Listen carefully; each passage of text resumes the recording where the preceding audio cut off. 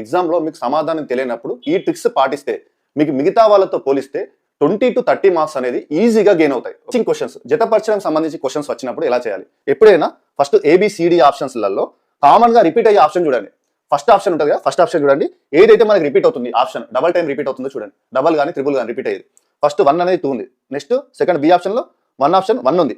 Third C option లో 1 అనేది 3 ఉంది. ఫోర్త్ 1 అనేది 2 ఉంది. ఇక్కడ డబల్ టైం రిపీట్ అయ్యేది 2. ఓకేనా, ఇక్కడ 2 ఉంది. నెక్స్ట్ ఇక్కడ కూడా 2 ఉంది.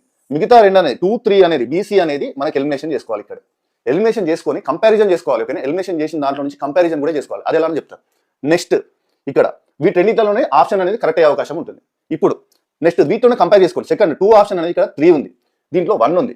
మరి ఈ రెండిట్లలో మిగతా ఎలిమినేషన్ చేసిన దాంట్లో కంపారిజన్ చేసుకుంటే ఆ ఆప్షన్ ఉందా చూసుకోండి. 3 అన్న 1 అన్న ఉండాలి. ఇక్కడ 2 ఆప్షన్ లో 2, 4 ఉంది. సో ఇవి రెండు లేవు కాబట్టి నెక్స్ట్ ఫర్దర్ గా థర్డ్ ఆప్షన్ పోవాలి. రెండిట్లలో థర్డ్ ఆప్షన్ చూసుకోండి. 3 లో ఇక్కడ 1 ఉంది, ఇక్కడ 4 ఉంది. ఓకేనా, చూసుకోండి, కంపారిజన్ చేసుకోండి. ఇక్కడ C లో చూడండి 3 లో 1 ఉంది. నెక్స్ట్ ఇక్కడ కూడా 3 లో 1 ఉంది. మరి ఇక్కడ 3 లో 4 ఉంది. మరి 4 అనేది ఎక్కడ రిపీట్ అయిందా నెక్స్ట్ 3 ఆప్షన్స్ లో?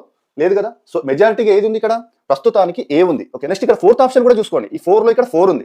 నెక్స్ట్ 4 లో ఇక్కడ 3 ఉంది. ఈ 4, 3లలో రిమైనింగ్ మనకు ఎలిమినేషన్ చేసిన దానిలో ఏది రిపీట్ అవుతుంది చూడండి.